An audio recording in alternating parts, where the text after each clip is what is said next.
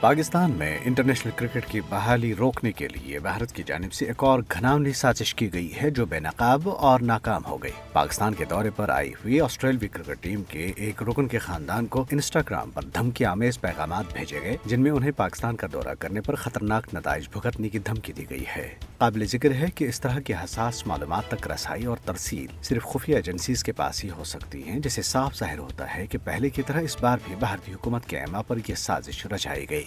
تنیسنا مقبوضہ جموں کشمیر میں B J پی کی زیر قیادت ہندوتوا حکومت نے گزشتہ 30 ہفتوں سے تاریخی جامع مسجد سری نگر کو نماز جمعہ کے لیے بند کر رکھا ہے۔ انجمن اوقاف جامع مسجد نے سری نگر میں ایک بیان میں اس بات پر افسوس کا اظہار کیا ہے کہ دنیا بھر میں تمام مذاہب کے ماننے والے اپنے اپنی عبادت گاہوں میں حاضری دیتے ہیں، جبکہ کشمیر میں سب سے بڑی عبادت گاہ جامع مسجد سری نگر میں مسلمانوں کو نماز پڑھنے نہیں دی جاتی۔ آن لائن بھارتی اخبار مڈ ڈے نے کشمیری صحافیوں کا تعاقب کے عنوان سے اپنی ایک رپورٹ میں کہا ہے کہ مودی کی فسطائی حکومت مقبوضہ جموں کشمیر میں حقائق سامنے لانے والے صحافیوں کے خلاف ظالمانہ کریک ڈاؤن کر رہی ہے، جس کے باعث کشمیری صحافی اپنی جان کے خوف سے خصوصی رپورٹیں اپنے نام سے نہیں چلاتے، جس سے ثابت ہوتا ہے کہ وہ ایک ایسی سرزمین پر رہتے ہیں جہاں قانون کی نہیں بلکہ حکمران کی چلتی ہے۔ اخبار نے مزید لکھا ہے کہ 5 اگست 2019 سے لے کر اب تک کم از کم 35 صحافیوں سے پوچھ گچھ کی گئی، یا ان کے گھروں پر چھاپے مارے گئے، حملے کیے گئے یا ان کے خلاف مقدمات قائم کیے گئے۔ اخبار کے مطابق سرزمین بے آئین میں سچ وہی ہے جو مودی حکومت کہتی ہے۔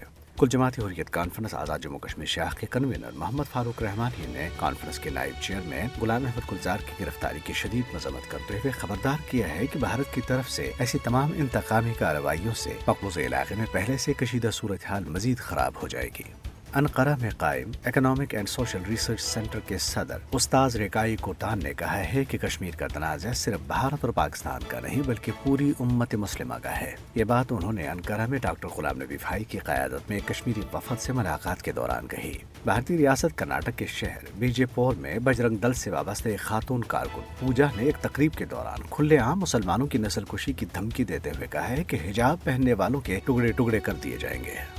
پاکستان کے وزیر خارجہ شاہ محمود قریشی نے سلامتی کونسل میں روس یوکرائن تنازع پر ہونے والی حالیہ رائے شماری کے حوالے سے کہا ہے کہ عالمی برادری کے سامنے مودی حکومت کا دوہرا معیار بے نقاب ہو گیا ہے۔ انہوں نے کہا کہ بھارت ایک طرف خود کو 4 ملکی سیکیورٹی اتحاد کا حصہ قرار دیتا ہے، لیکن دوسری جانب جب کوئی قرارداد سلامتی کونسل میں پیش کی جاتی ہے تو یہ رائے شماری میں حصہ نہیں لیتا۔